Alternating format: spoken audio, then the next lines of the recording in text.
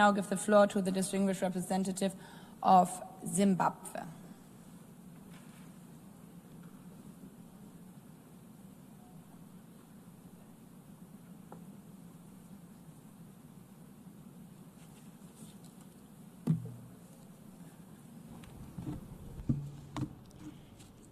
Thank you, Madam President.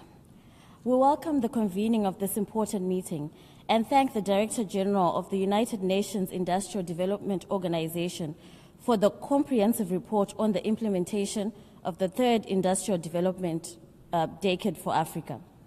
We take note of the report's findings, including evidence of progress in industrial development in Africa, improvement in industrial infrastructure and regional integration, and increased intra-African trade under the framework of the African Continental Free Trade Area. We thank UNIDO and other agencies for their efforts in coordinating multi-stakeholder action across key sectors that include renewable energy, agribusiness, trade value chains, and digitalization.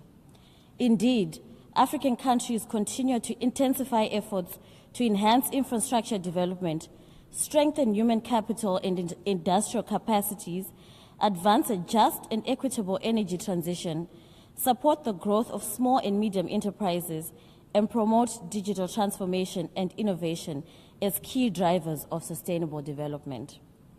With support from partners, the UN system, and multilateral financial institutions, we can drive industrial development in Africa. Zimbabwe provides a practical example where smallholder farmers in the agribusiness and rural development sectors benefited from Afreximbank funding that facilitated their integration into value chains, thereby enhancing productivity and improving livelihoods. In renewable energy and energy efficiency, Zimbabwe benefited from the Energy Efficiency for Sustainable Livelihoods in Africa program, strengthening human capacity in renewable energy.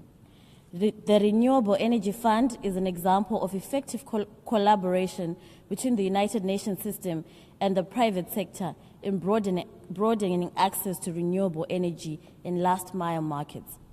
Despite significant progress, challenges continue to limit industrial transformation in Africa. Trade costs remain comparatively high on the continent, a challenge that disproportionately affects landlocked developing countries. Access to reliable energy also remains limited, while the continued export of raw and unprocessed materials deprives the continent of significant revenue that could otherwise be generated through increased beneficiation and value addition. Addressing these challenges requires coordinated and sustained action, the adoption of innovative solutions, and most importantly, the mobilization of adequate, predictable, and accessible financing. As I conclude, it is important that the priorities of the Fourth Industrial Decade for Africa are closely aligned with the second 10-year implementation plan of the AU's Agenda 2063, as well as the objectives of the Pact for the Future. We welcome the commitment to broad consultations with member states on the elaboration of the Fourth Industrial Decade and assure you of Zimbabwe's active and constructive participation in that regard. I thank you, Madam President. I thank the distinguished representative of Zimbabwe.